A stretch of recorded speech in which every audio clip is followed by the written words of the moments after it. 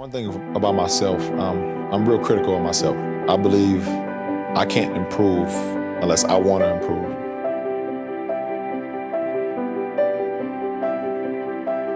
I had no idea what he was doing at the other end of the table. I just seen him writing. When he slid it down there and he said, listen, if you take this right now, you just promised me you won't go talk to Nike or Adidas, you can take this right now.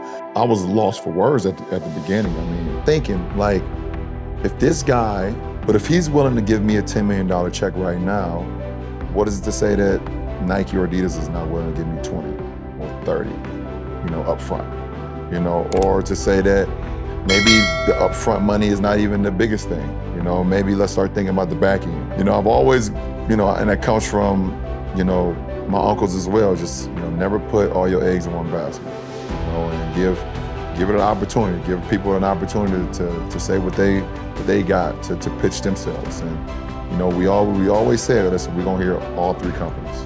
My uncles always taught me, like, they was my savings account. So, if they give me $1, they'd be like, listen, nephew, go ahead and spend 35 cents of it and keep the other 65.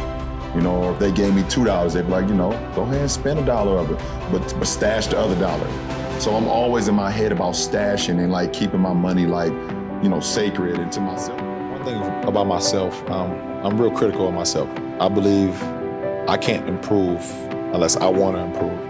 And ultimately, I want to become the greatest basketball player or the best player LeBron James can be. Now, if that means I become better than Michael Jordan or better than Kobe Bryant or Oscar Robertson, then so be it. But if not, I want to maximize my potential. So the times of my rookie year where I was struggling, I found a way to get through it myself with the help of friends and, not having those yes men around me because I wasn't playing with them. I felt like the odds was against us, from the summer. We just had so many things going with our team. We shuffled in different lineups. We shuffled in different players. We made a trade at the deadline. And I can't sit here right now and say that that the finals was a part of my thinking. It was not. And even when you saw me at one point early in the season, I think it was in December or January, and you was looked at me like, okay, come on now, I know you, what you doing. And it's crazy because right before you seen me, I had already kind of hit that switch. I was like, okay, I'm not quite sure what we're gonna do with this ball club.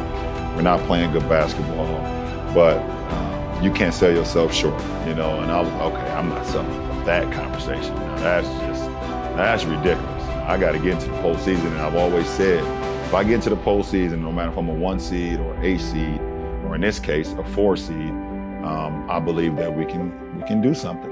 I understand that a lot gets thrown upon my plate and a lot gets thrown upon what I do. So for me, my personal goals is to win championships.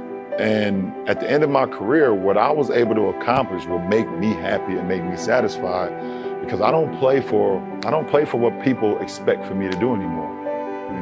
I want to be the greatest of all time, and that's just my mindset. Can't be perfect. Don't try to be perfect. It's impossible. No one is perfect.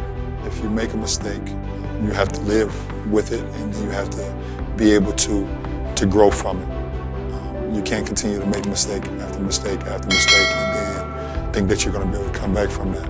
Everyone's not a leader, and we shouldn't expect everyone to be a leader. I think it becomes something that you want to do or you're born with. And some people lead by example, some people lead by voice, some people lead by both. And for me, I felt in order for myself to be as good as I wanted to be, and at the same time, in order for our team to be as good as I wanted it to be, I had to be both. For me, as the leader of our franchise and the leader of my household and the leader of so many different things, I think it's the confidence, but it's also you practicing what you preach. I'm not a guy who just talks about it. I actually go out and do it as well, from a basketball perspective or from a leadership perspective with my kids and my foundation.